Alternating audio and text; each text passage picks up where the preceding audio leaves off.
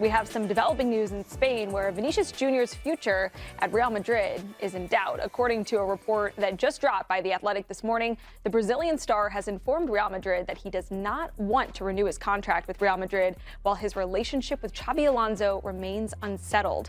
Vini Jr. informed Florentino Pérez of his stance after Real Madrid's El Clasico win over Barcelona last month, and reportedly has not changed his stance. Vini Jr.'s contract at the Bernabeu runs through the end of the 2026-2027 season, and talks on a contract renewal stalled after Vini Jr. reportedly turned down a new deal that would have paid him $23 million a season, and countered with a demand of $35 million a season, which would have broken Cristiano Ronaldo's record for largest salary in Real Madrid history. All right, Nico, this is starting to feel like Real Madrid will have to make a choice between Xabi Alonso and Vini Jr. What do you make right now of the situation and what we know? It does put pressure on Xabi Alonso. This is a massive move in the whole contract saga for Vinícius Jr. because there's a new manager that's brought in to put a lot of order into the team. He's kind of changed the hierarchy of command within the dressing room a little bit. And clearly we've had this public row, if you want to call it a row, but this moment of defiance between Vini and Xabi very recently that has made headlines. And now it's not that he doesn't want to extend, it's that he doesn't want to extend because of a straining relationship with the manager. It does feel like it's either or eventually. It's an eventual decision that Real Madrid might have to make. What will really paint the picture are the results. Without a shadow of a doubt. It's how do you get Vini at his best alongside Mbappe, who's been at his best. So only time will tell, but this is massive news in the whole relationship between Vini and Florentino and Real Madrid. They're squaring up, no question. If this is accurate, this report, there's no reason to believe it isn't, he's saying to the club, right, it's him or it's me. What are you going to do? What are you going to do? And the other problem is this won't go away because they're not going to let him go for a free, so they're going to have to make a decision whether or not they sell him. Right. So then that's when they're backing the manager. So this is it's a massive story. He's unquestionably a massive talent. He's an emotional person. We know that. And it's where does it go from here? It feels like instead of putting ice on the whole situation, it just heightens the stakes in every single game. Now, every single decision that Xabi takes that involves Vini is going to be scrutinized under the largest microscope in football. Yeah. No, I go back to something that I remember a teammate once said to me, and it was actually in regard to something someone you know very well, Bobby Robson, said that a manager is only as good as the players that want to play for him.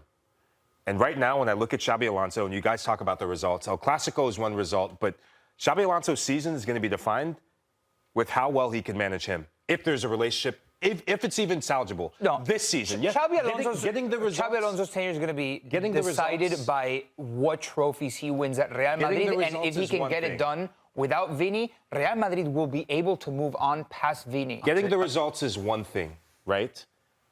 But this team, and I said it before, this team, without a motivated Vini, Rodrigo's not going to do it. Who's going to do it without him? Right. This team without a motivated Vini is no team at all that can go do those things. Shout out to production. What a great photo to encapsulate it. Look, he's literally putting an arm around his shoulder. Yeah. He looks hugely unimpressed. And look at Alonso's face there. It's like, well, where do we go from here? Yeah, well, Vini wasn't in the lineup yesterday, the starting lineup for Real Madrid. And when Xabi Alonso was asked if he was worried about benching Vini, he said no, because we talked about it. He understands and he knows his role and the impact he can make. He's still engaged. Everyone is excited to see him regain his good rhythm. So it does seem like Xabi isn't. I feel like he's not causing these problems. Well, he's benching him. Xabi is a very smart guy in the sense of how he portrays the situations towards the media. He's never going to give you a bite that is controversial, and he's the one that's going to put ice on the situations. A little bit, the way that he speaks reminds me of the way that Zidane used to speak when he was the manager of Real Madrid.